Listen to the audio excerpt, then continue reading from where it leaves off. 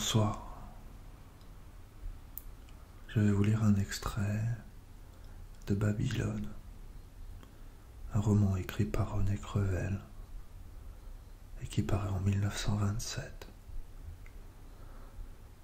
Il s'agit d'un auteur surréaliste, l'un des compagnons d'André Breton, de Paul Éluard, Aragon et tant d'autres.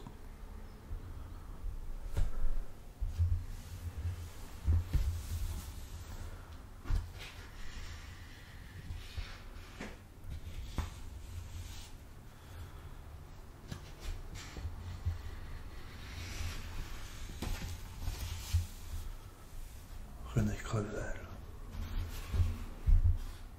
Babylone.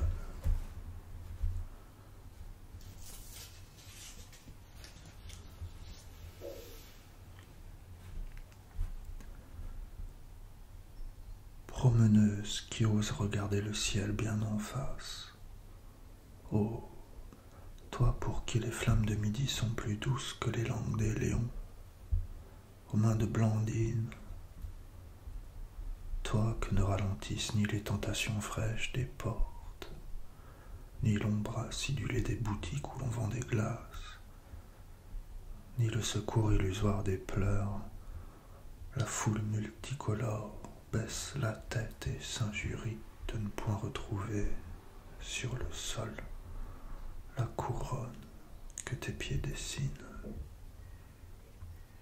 Feu follet au négatif, parmi les férocités d'un cirque de canicule, dans l'incendie d'été, indifférente aux braises de la soif, à la fumée des fins, tu volettes. Couronnée de paille naturelle, ta tête ne pèse pas plus à ton corps que celui-ci, vêtu de toile bise à tes chevilles. En ta personne, tout se relève égal. Triomphe de l'unité panthéiste, ton orteil ne vaut ni plus ni moins que ton mollet, ta cervelle ou ton nez. Tu es la première à ne point regarder ton crâne comme une boîte à pensées précieuse, la première à laisser battre ton cœur sans le prendre pour le métronome des sentiments exceptionnels. Parfois, tu rencontres la reine et tu souris à cette pauvre carne qui fut autrefois chair, plaisir, et où toute caresse creusa son sillon, chaque baiser son ravin. Mais qu'elle voit ton doux regard, et pour elle ces jours de fête, ses yeux îlent sans joie dans l'océan fripé des paupières, alors s'allume du beau soleil de surprise. Elle envoie des baisers à tes pieds, plus frêles qu'oiseaux dans la cage des souliers.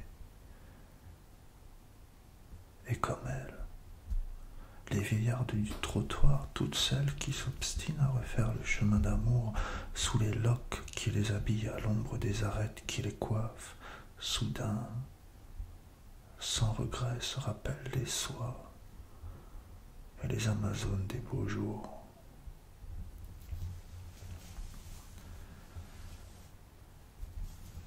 Dans leurs robes taillées à même de vieux rideaux, elles ont retrouvé ce qui, de leur temps, s'appelait une tournure. Et c'est à jurer que, transfuges de l'avant-dernier siècle, elles ont pris des leçons de la célèbre Madame Campan. Pourtant, ce matin, comme tous les autres, elles se sont maquillées au sang de bœuf, à la suie, au ripolin. Dès l'aube, elles ont cherché des boutiques fraîches, repeintes ou volé le plus possible d'arc-en-ciel pour des visages respectés jusque dans la plus effroyable misère. Or, l'illusion, ce besoin qui décide des centenaires juives errantes de l'amour, à ramasser les broches de zinc, se faire des bagues de papier argenté des tablettes de chocolat, combiner des perruques de ficelle et d'amandou, de brinque-balles en sautoir, de vieux bouchons, et piquer les fleurs pourries des poubelles à même leur corsage, en toile de sac à pommes de terre, ce rêve de grandeur, sous la calambre d'aine du costume, la femme couronnée de paille naturelle, vêtue de toile bise, c'est qu'elle vaut à des majestés sordides qui ne trouveraient pas de clients à 2 sous d'être, ou mieux huppées de leurs sœurs sédentaires, ce qu'apparaît la reine de Saba en comparaison d'une présidente de la Troisième République.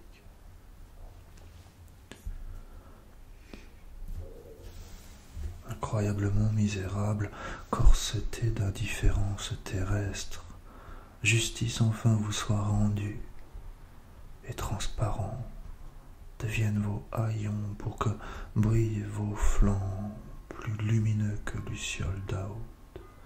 Ces insectes dont le ventre est ballon de feu parmi les feuilles des feuillages, vous entendez? Ballon de feu, est capable de faire crever de jalousie les papillons, les nuits de canicule. Corps lourd, de tout le plomb de la fatigue humaine,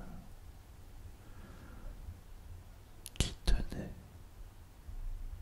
vous-même ne savez comme, au plus subtil réseau de brouillard dans les capitales du Nord, aux festons de soleil, aux dentelles d'ombre, dans les ports méditerranéens, de ne plus vous accrocher à des buts terrestres, vous devenez jumeaux des astres, et vos pieds inventent une confiance dédaigneuse de tout prétexte, car ils savent qu'ils ne sont pas faits pour des prisons de cuir, une torture de pavé, mais la nudité de la peau, à même la nudité du sable,